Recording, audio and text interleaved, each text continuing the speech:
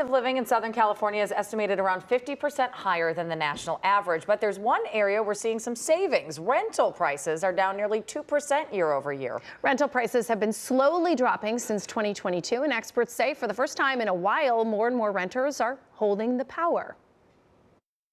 So today we're going to package an order for our Ethiopian coffee. Jonathan Kinnard operates his own coffee roasting business, Coffee Del Mundo, out of a small warehouse in South LA. I would imagine being an entrepreneur, launching your own company, there's a lot of stress financially. Oh yeah, absolutely. And with money tight, Kinnard planned to stick it out in a studio apartment in downtown LA until his debts were paid off. And what have you seen over time with rental prices? They've been crazy. I mean, since I've been here, it always seemed like rent was going up and they want 2 or 3 times your amount of income. But when Kinnard inquired about the cost of moving from a studio to a 1-bedroom in his building, he was shocked at the response. It was the same price for the 1-bedrooms as I've been paying for my studio, because every year the rent goes up. So at a certain point, if you don't reset, you're gonna keep paying more, even maybe more than market rate at a certain point.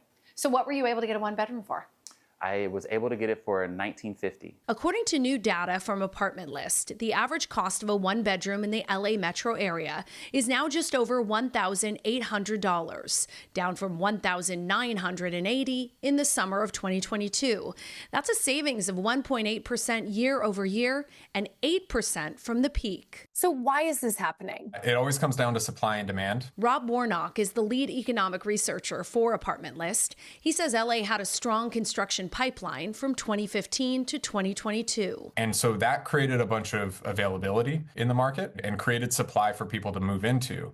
Now, if you have a lot of new apartments coming online and you don't have a ton of people, wrestling to move into those apartments, landlords have no choice but to bring down their rents in an effort to attract new tenants. Do you see this trend continuing with prices going down in 2026 as well?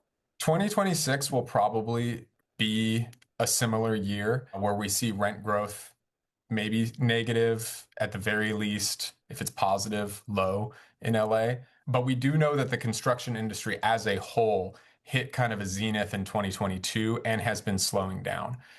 That will eventually catch up to us. Experts say now is the time to apartment shop, and renters may even have luck negotiating a lower rent than what's listed. Landlords typically like to keep vacancies less than 5%, and in December, vacancy rates in the LA area grew to 5.3%, according to Apartment List. Especially when we're talking about the kind of professionally managed properties. Kinnard still can't believe he was able to upgrade without paying more. I was like, well, what's a 2-bedroom like? I was like, oh yeah, no, okay, we'll wait on the 2-bedroom. But for the 1-bedroom and on the higher floor, upgraded amenities like the kitchen and everything. So I was grateful. Definitely a blessing. Not all SoCal areas are seeing rent relief. Rents rose or stayed flat in Orange, Ventura, Riverside, and San Bernardino counties. But if you can get a deal, it feels so good.